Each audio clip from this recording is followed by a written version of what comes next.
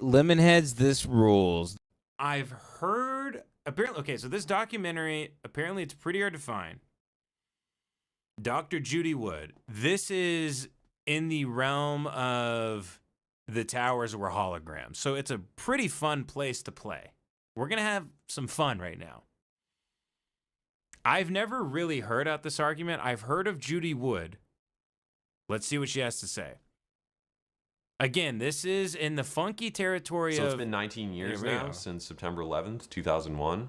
And still the primary destructive mechanism of the Twin Towers and Building 7 is highly debated. You have people like Dmitry Kolozov saying that it was a mini nuke when there's no ionizing radiation and the towers were destroyed from the top down. And you also had survivors in Stairwell B. And you also had only a surface wave seismic reading. When you had a mini nuke sitting on bedrock, that theory falls apart instantly. And then you have the architects and engineers theory that it was nanothermite explosives placed on every level of the building, every corner. Still, we didn't hear explosives. We didn't see bright flashes of light. The building turned to dust midair. Dr. Judy Wood's book, Where Did the Towers Go? Was excellent book. Was what got us started on this journey to the truth, right? Yeah. So yeah, maybe you can talk a little bit about when I first... Real quick, people in the comments are saying they can't even find this if they search for it, and it's not unlisted. So here, I'll try to post this real quick. I'll post this in the YouTube chat here. Hold on. Let me get the damn chat up. There you go. Now you guys can save that. Alrighty, hold on. Brought this book to your attention and what you first thought of it. What really got me was the pictures in Judy's book. Like, I'm a show me kind of guy. People can tell you their opinion, and everybody's got one, just like everybody's got a you know what.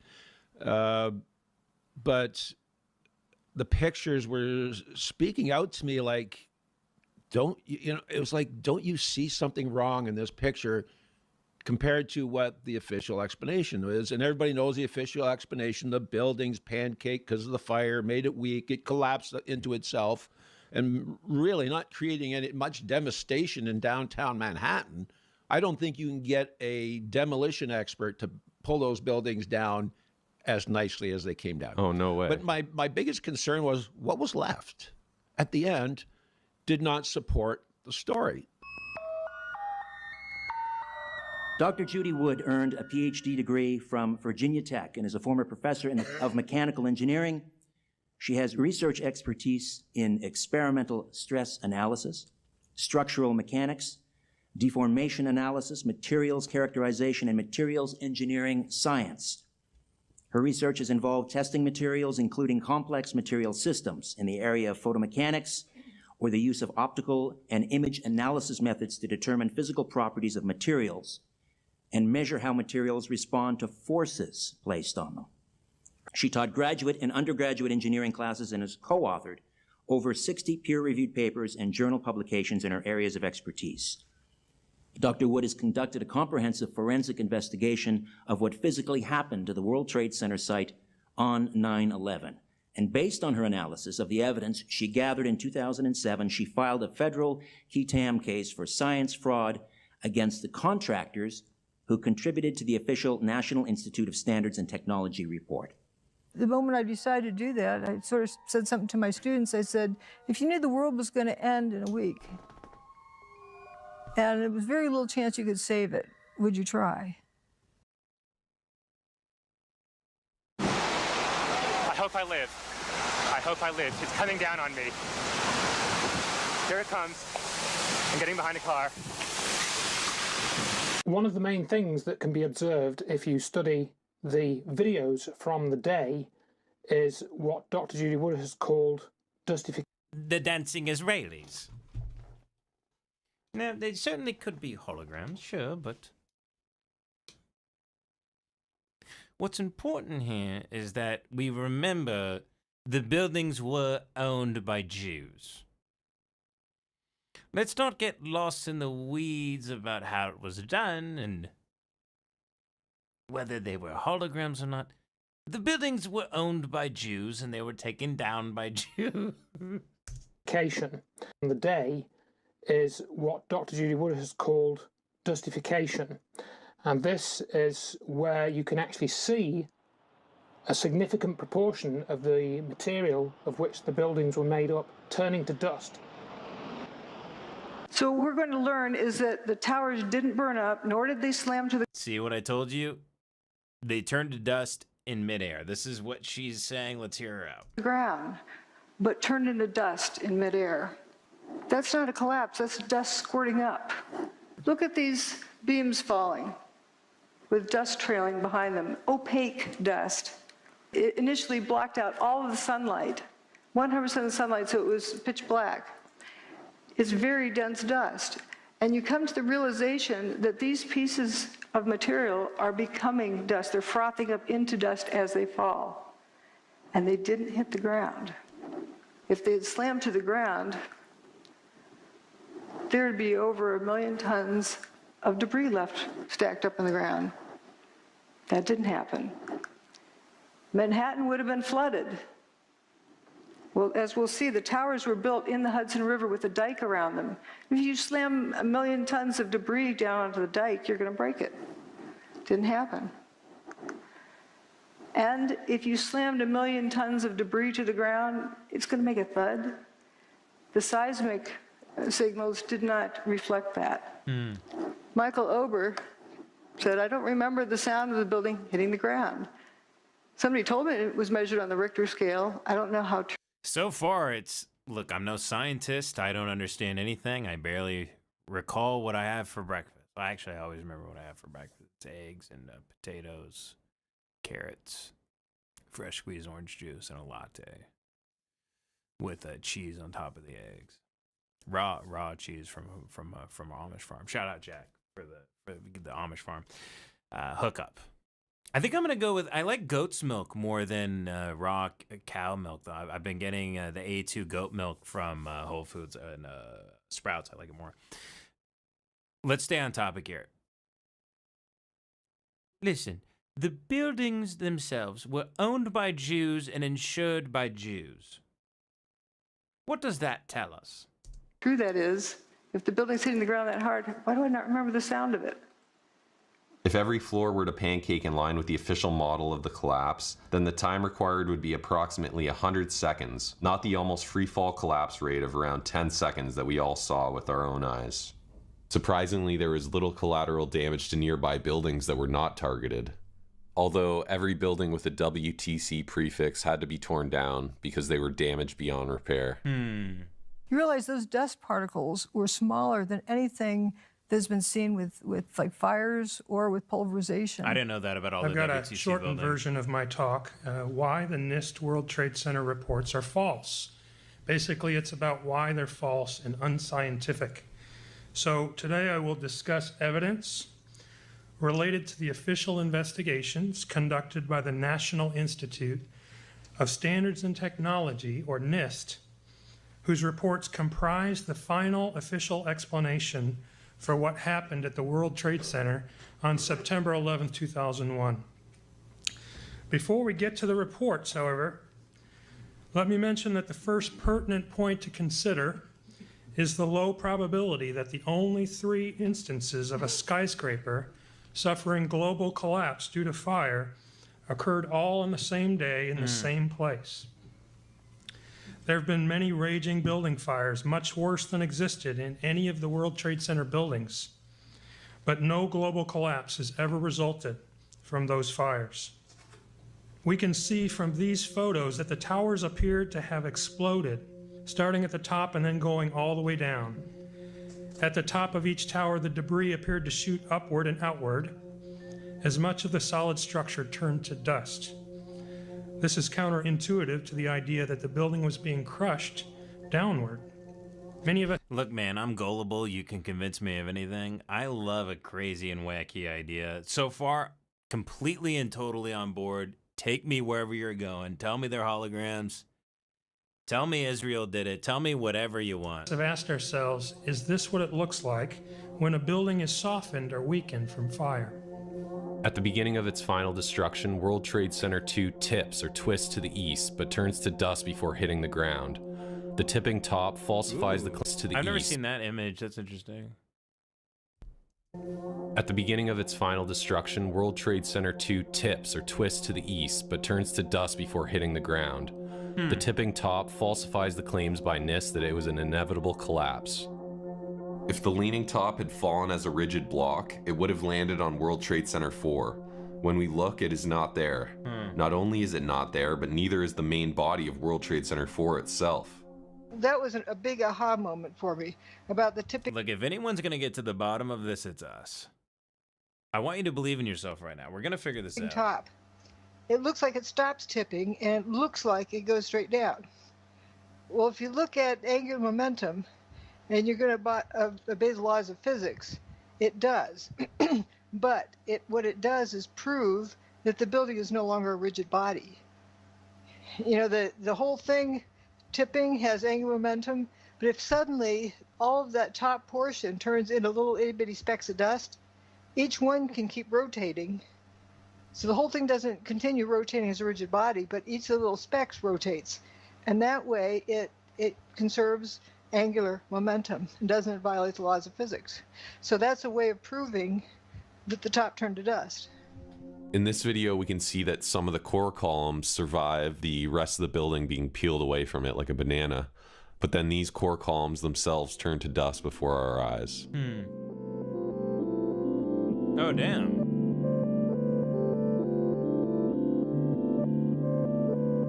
Wait, why did it turn to dust?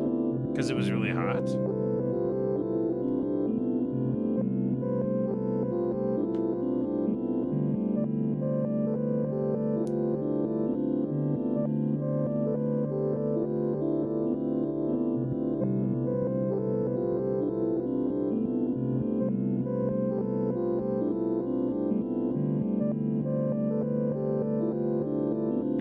Well, the music that's playing behind this is very weird and kind of speculative and boopy and beepy. So I have to say that so far, what I'm looking at is I'm feeling the way I'm supposed to be feeling. Stephanopoulos is down in Lower Manhattan today. George, I don't know if you heard a little earlier me raise this question, which was actually raised by ABC's Jackie Judd as we look at these areas down below.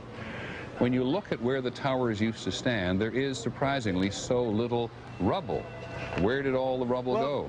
It's a very good question, Peter, and I have asked some people who've been doing some of the rescue and recovery work this morning. If you look behind me, you can see the very remains, the skeletal remains of the World Trade Center. And one volunteer, Robert Gerlinski, explained to me the reason there's so little rubble is that all of it simply fell down into the ground and was pulverized, evaporated.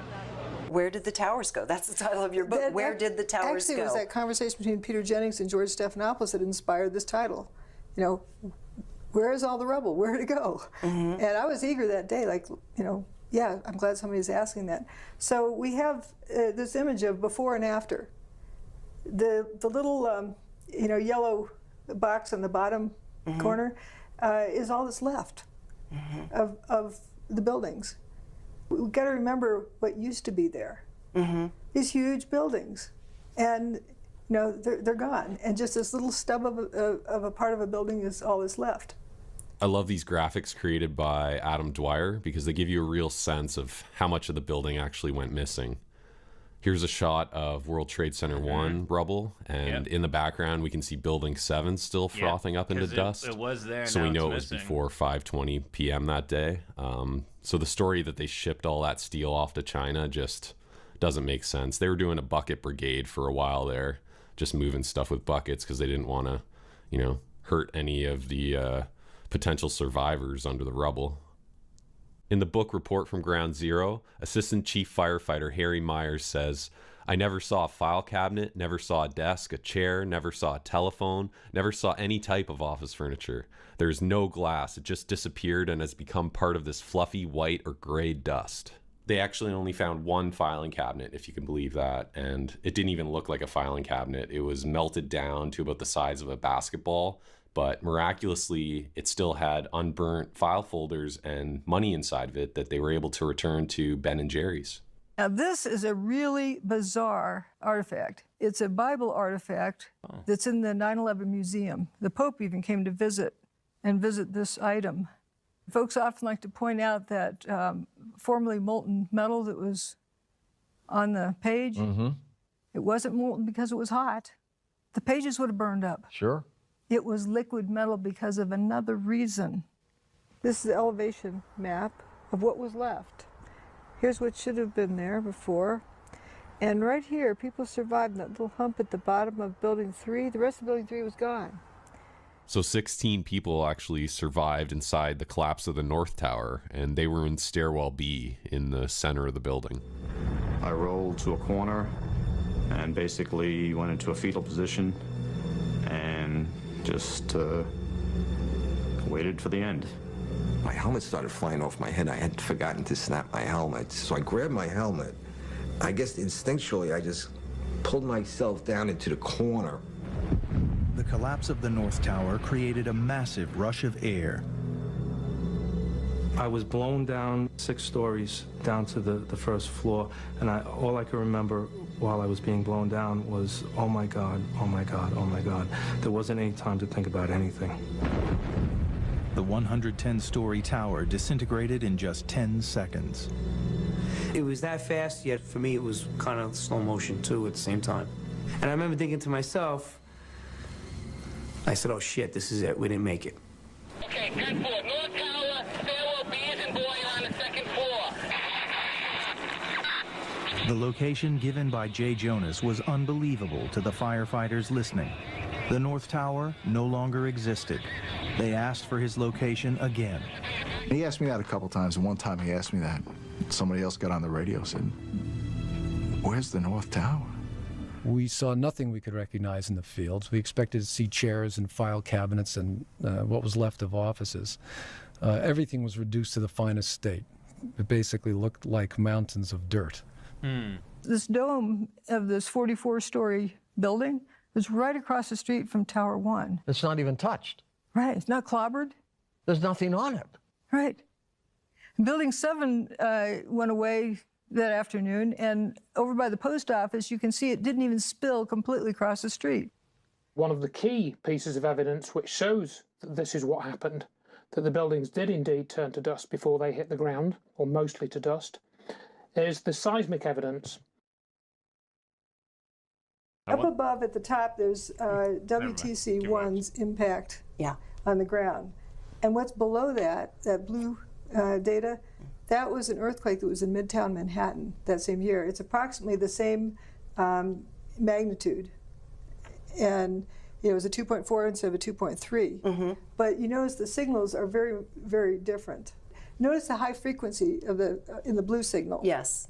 But notice that you first get the primary wave arriving, that little, it's kind of like snout leading up to the big wave. And then the secondary wave is that bigger one.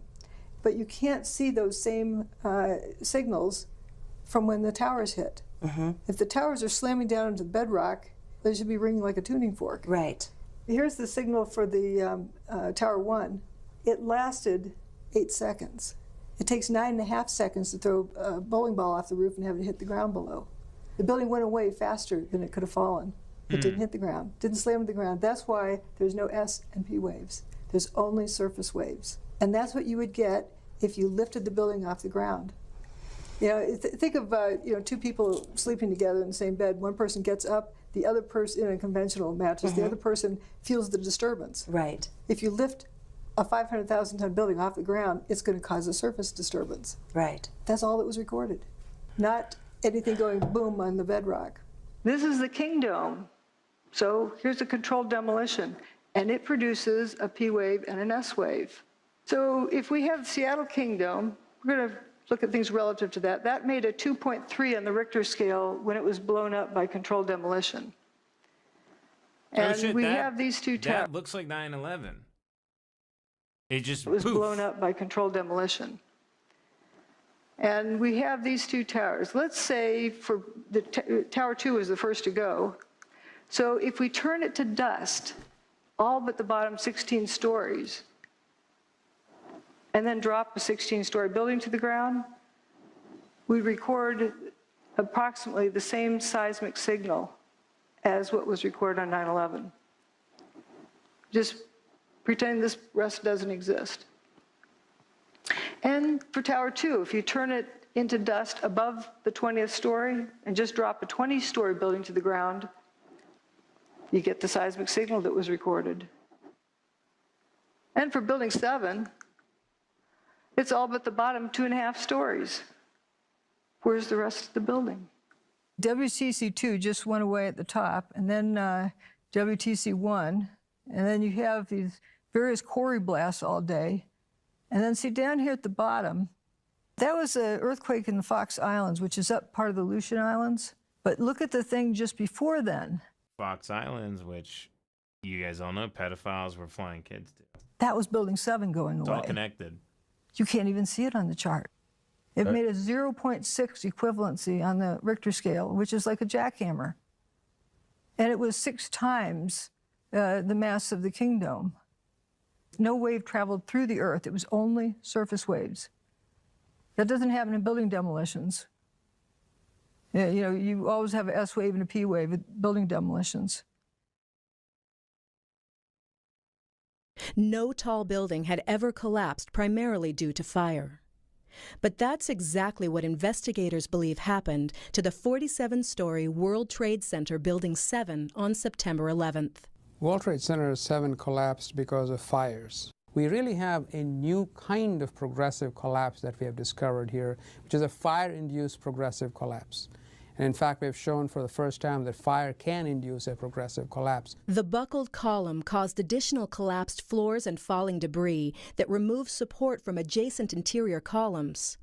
A chain reaction then caused other interior columns to fail in quick succession. The outside shell of the building fell.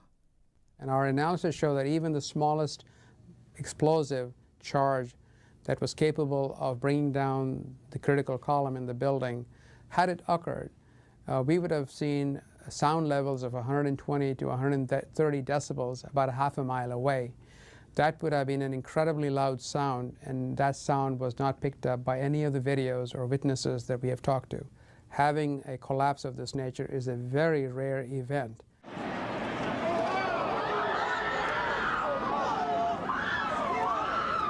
What the hell? Look out! Don't step in front of my camera.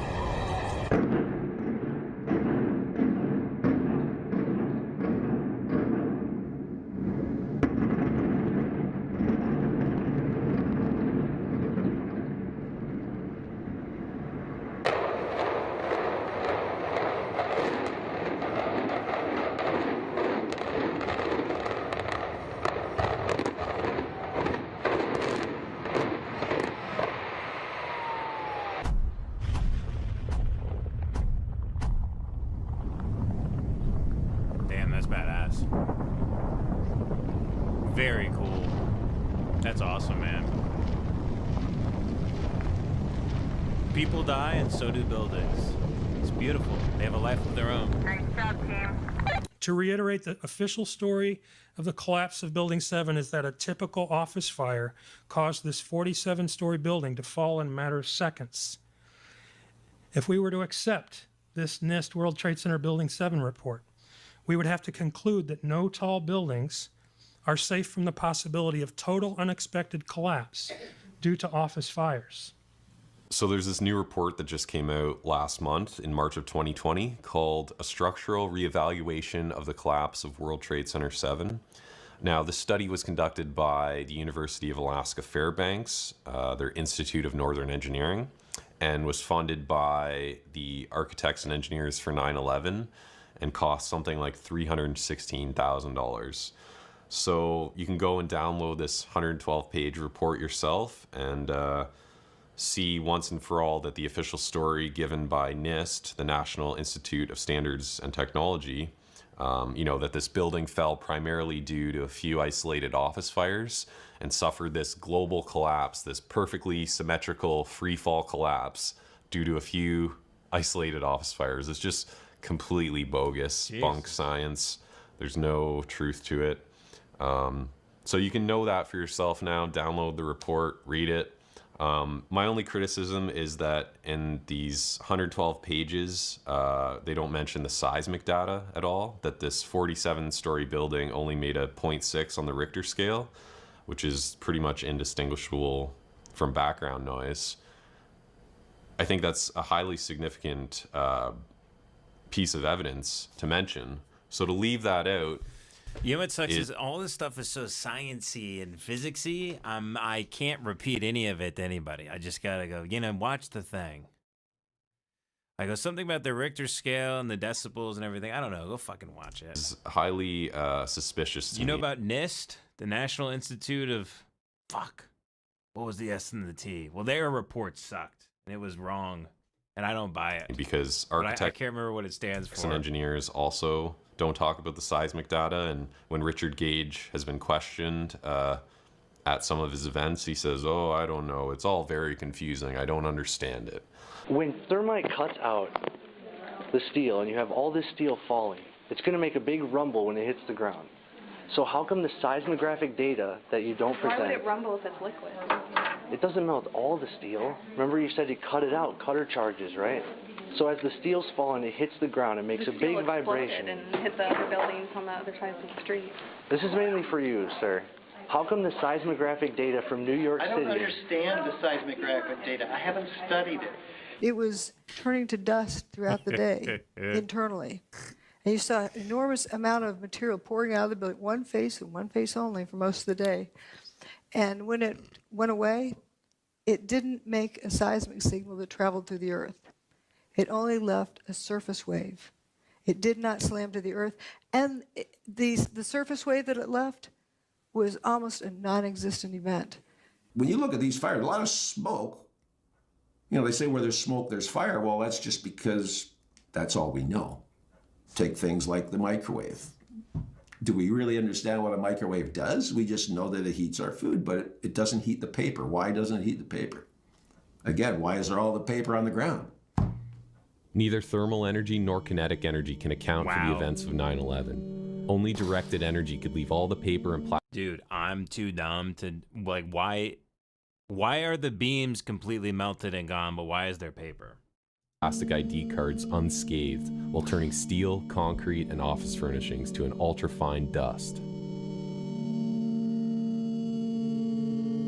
Answer me that one, guys.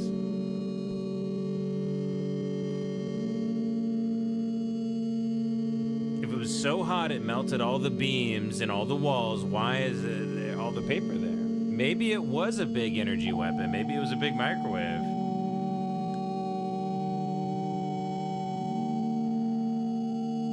What technology does DARPA have that we don't know about? The whole theory that the thing pancaked, came down on itself, crushed. Are they cloning people? Are they, what is going on? Do they have lasers they can shoot from space? Perhaps. Itself. Perhaps. I don't see any signs of crushing. And when I say that, the wheat checks, and the wheat checks are the pieces, they almost look like a hashtag. Everybody knows what a hashtag looks like, right? They almost look like that. But what they are is they're made out of box steel, so they're hollow. And they're box steel that's welded together to look like that hashtag. And at the ends of them, there's 4 holes in the top, and they bolt to the next one that comes down. So these things are just all bolted together. The thing that really is... Okay, this guy doesn't know how microwaves work, and now he's telling us how the building was put together. I mean, everything this guy says now is just nonsense. My attention when I seen that... He doesn't know how microwaves work. Enough is at the end of these beams but maybe he's right. Perfect. The 4 bolts are gone. Now remember, these beams are made out of steel, and the bolts that are holding together are made out of hardened steel. So they're probably 5, maybe 10 times as hard as the steel they're holding together. And normally, that's the last thing to go. So if this building actually did collapse or fall upon itself or something, those wheat checks, those ends would be ripped apart. Those bolts would still be there holding the pieces of the flange together, but what those flanges are welded to should be ripped. I don't see any signs. What I see is perfectly square ends of those wheat checks. Even if they rip the bolts through, those holes would be all elongated, torn, that whole end would be ripped out. It's just perfect holes without these hardened bolts. You know, as a mechanic, Controlled demolition. I bolt frames together, you extend chassis, you make sure you use hardened bolts, hardened washers, and when you see things fail, the bolts are still there. They're the last thing to let go because they're hard. They're made to hang on. So there's no signs of pancaking. You look at the pictures, you look at like the cover there, there's a better one over there even on this book. You look at you look at the cascading coming down. That's not pancaking. To me it's cascading. If everything was supposed to be pancaking, you wouldn't see beautiful that corner of the outer shell of those wheat checks hanging there with another piece fell off. How do they fall off? How did that one piece come out of that wheat check with all those hardened bolts on it and not show any of them? Or this intense grid, and the jet plane is just a pencil puncturing that screen netting. It really does nothing to the screen netting. Wait, we missed the fuck. Toasted cars. Torn. They've completely failed. This thing come up. It's important to realize that the towers were designed for airliner impacts. John Skilling, the structural engineer in charge, said that in the event of an airliner impact, quote, the building structure would still be there. The building was designed to have a fully loaded 707 crash into it. That was the largest plane at the time. I believe that the building probably could sustain multiple impacts of jetliners because this structure is like the mosquito netting on your screen door, this intense grid, and the jet plane is just a pencil puncturing that screen netting. It really does nothing to the screen netting. Wait, was Limp Bizkit really filming on the roof of the Toasted towers? cars. We got to get to the toasted cars. 2 days before? I say they're toast. They're history. I can't say they're burnt because I don't know that. But they're toast. I just decided to use that word to say something happened, messed them up. You can't fix it. You got to get a new one. But this one is quite interesting in that it has an abrupt, toasted, not toasted. Like it's like it's on the showroom floor. It just had a new wax job back there. What abruptly stops a real fire, a regular fire, doesn't do that. It would be lapping around the corner. Also, why aren't the lights melted? I didn't hear of any fireballs Why rolling aren't down the the lights streets, melted? and cars were going into spontaneous combustion. They were just, there was no fireball that hit them. They just simply burst into flames for one reason or another. There was even a car park blocks away that the cars started smoking and catching fire, and no one questioned that. Various detractors like to say that the cars got towed. I don't know about how some of them were, but I know these were not towed. You can see them before and after. And you can see cars adjacent to each other. One might be okay, and the other one isn't. The other one's fine. There are witness accounts of what happened to some of these cars too.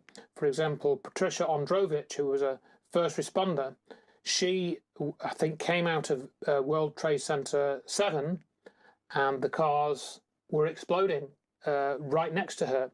The FDNY vehicles were remarkable.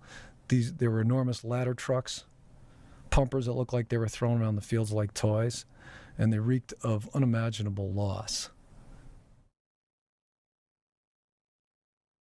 If your hand's on a stove burner, it's red hot stove burner, you don't stop and think about it. I've never that seen hand's that off photo. of it. That's crazy. It's reflex. Right. So if there's some sort of energy field within the building that's so painful, you just have to get away from it. Then suddenly they're out the window and like, how did I get here? So NIST counted 104 jumpers from all the video and photo evidence that they looked at, but they also stated that the number must have been much higher because not all of them were captured on camera. And without speculating, you can see that something is causing them to jump out they've been on camera. airbrushed from history? As part of its research into where the fire was at its most intense, NIST analyzed camera footage and still photographs and counted 104 jumpers, often recording the floor and exact window from which they left. And without speculating, you can see that something is causing them to jump out the window. It's not a normal situation. Okay, you guys are starting to sound like retards now. For context here, you know, I mean, it's like you don't want to take a Bible verse out of context. You got to go 2-3 verses before to lead into it to go, okay, it doesn't sound too crazy. Let's actually see what he's trying to say here. Then suddenly they're out the window, and like, how did I get here? So NIST counted 104 jumpers from all the video and photo evidence that they looked at, but they also stated that the number must have been much higher because not all of them were captured on camera. And without speculating, you can see that something is causing them to jump out the window. It's not a normal situation. Why are they jumping? The witness accounts and some of the evidence seem to show that these people were being irradiated with some kind of energy. And a likely candidate is some form of microwave energy, whereby the flesh in these people was being heated up to such an extent that they were jumping out. You heard of active denial system? Okay, from here on out, let's just keep having fun with it. I think they're claiming that the towers were microwaved. Look, I don't know shit. I know this was coordinated. I know Larry Silverstein knew this was going to happen. We all know why this was done, right? We all know no one buys the official narrative. No one believes in any of this shit, right? And we're 30 years away from ever finding out real concrete stuff about what's going on. These folks here, the good folks who made this documentary, they did give research. Now we're at the part where they're saying that it was put in the microwave like a bowl of Chef Boyardee. These people was being heated up to such an extent that they were jumping out. You heard of active denial system? I'm not saying that's what this is, but just as a parallel. It's a microwave, they put it for crowd control. That's DARPA shit. And it makes you think that you're burning up, so you just have to get out of there. You just leave no matter what. You don't think about it. So maybe some people were jumping from that. I don't know if that's what it was. But it's consistent with something like that going on inside the building, but not outside. I would have done so many flips, and we do know the building was. I would jump out flipping a ton like that, so I would go unconscious before I even hit the ground. I'd do a big pinwheel, wee. I'd do a huge pinwheel. I'd be throwing up, and I'd have my dick out. I'd be the one who's remembered, because I got to be remembered somehow. Come on, we all want to be remembered. I don't want to just be some guy that jumped from the Twin Towers. I want to be the guy who had a big dick. Or what if I jumped out of the Twin Towers doing goatsy, flipping backwards like this? I have my legs back like this. I have my legs back. Hold on. Legs back. Okay. And I'm doing goatsy like this with my ass. Doing this, spreading my ass like that, right? And I'm flipping backward out the Twin Towers.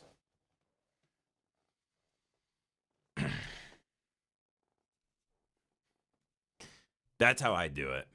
I'd have a little bit of fun on the way down. Fuck it. Turning to dust inside for the hour before its demise. Now let's just summarize the reason why you state that the towers didn't hit the ground.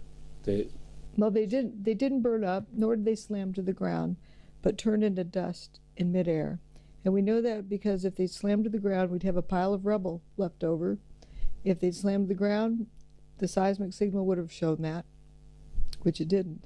And if they slammed to the ground, they're actually built in the Hudson River, 70 feet below the water table on bedrock. And so there's this dike around them. You get 2 500,000-ton buildings and another 250,000-ton building, slam it down, you're going to bust the water retaining wall. It wasn't ruptured. If it ruptured, you would have flooded all of lower Manhattan and the underground, the subways, and so forth. Actually, when they were cleaning up the remains, there's a little corner of Building 6 that was left in the northwest corner. They didn't want to use explosives to bring that down. They used cables to pull it down, or grapplers holding a cable to the thing and rocking it back and forth and pulling it down, because they were afraid to use explosives for fear it would damage the bathtub wall. And that's just a 6-story building and a corner of a 6-story building. So you have two 110-story buildings, each 500,000 tons, and that didn't damage the bathtub was damaged, but not by the building's demise, but by the earth-moving equipment that came in, the next day. That's right. And the PATH trains, that's Port Authority Trans-Hudson. It goes under the Hudson River, and it comes up on bedrock underneath the World Trade Center on the bedrock there. And you would think if something mashed down on it, it would damage that tunnel. Absolutely. It was built, around 1909, I think, is when it opened, something like that. They must have made stuff better back then. I am standing inside of PATH train 745, and I have to say, I just stepped into here a few moments ago, and it is surreal. This train is exactly the same intact as it was on the day of the 9/11 attacks. They haven't done a single thing to it. As you can see here, there's even pieces of the train still on board, dust and dirt everywhere. So it really remains as it was that day on September 11, 2001. If we go down below the ground in that corner. Daniel Penny wrestles her to the ground. Puts a knife Well, through her here's throat. what it looked like. The building, indeed, the main body went missing, just like it was sliced off there. So the mall is in the first story below ground. And there's some firefighters that were walking along there. We're going to go down one story and look at them. Here they are. That's right under that area. It's a little bit punched in down. So guys, let's continue this next week. Let's do this.